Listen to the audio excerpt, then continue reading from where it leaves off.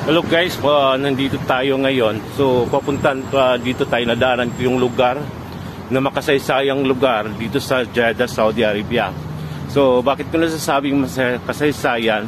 Kasi dito, ayon sa makasaysayan, ayan dito po ang nilibing si Eva. So ipapakita natin sa inyo, pero hindi tayo pwedeng lumapit doon sa area. So dito guys, ito yung lugar sa Al-Almaria District sa Jeddah po. Ayun yung libingan kung saan nilibing si Eva.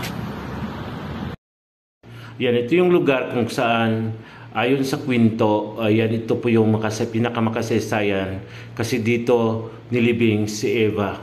Ayan sa mga kawaw, ngayon yan lugar na yan, yan po may bakod na yan. Yan po ay naging isang makasaysayang lugar. Ngayon ay naging libingan ng mga lokal na namamayapa o mga kapatid nating Muslim na namamayapa ngayon dito. Bali yan po yung ay nagiging sementeryo na. So yan po yung kwento. Ito pong area na ito mga wow, so bawal po dyan. Ayan po magbibideo sa loob. So pinagbawal pong pumasok sa area na dyan kasi nakasarado po yan. So bali po itong area na to ay malapit lang sa Balad. Ayan, bali itong area na to is nabilong sa ayan, sa Al-Balad District 1 po yan siya Makawaw. So malapit lang dito sa accommodation namin. So pinuntahan ko at para at least maipakita ko din sa inyo na nandito lang pala malapit sa lugar namin ang lugar na itong na napaka-makasaysayang lugar na nandito. So dito po daw kasi nilibing yung si Eva mga kawaw.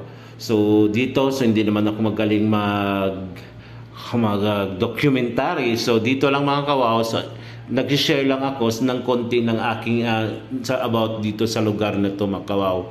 Kasi ito daw talagang napakaganda at makasaysayang lugar, ang himlayan o libingan ni Eva. At saka napuntahan ko din yung isa sa pinakamakasaysayang lugar. So hindi lang kwento o yung kwento na about dito at sa talagang mapatunayan ko kung totoo ba talaga, pero hindi ko alam kung totoo ba o talagang dito. Pero yun ayun sa kwento dito daw. So since malapit lang to dito sa lugar namin o tirahan ko, kaya talagang pinuntahan ko kahit lang man dito sa labas. Kaya dito mga kawaw, yan po yung sa labas niyan. Ayan po yung lugar na yan.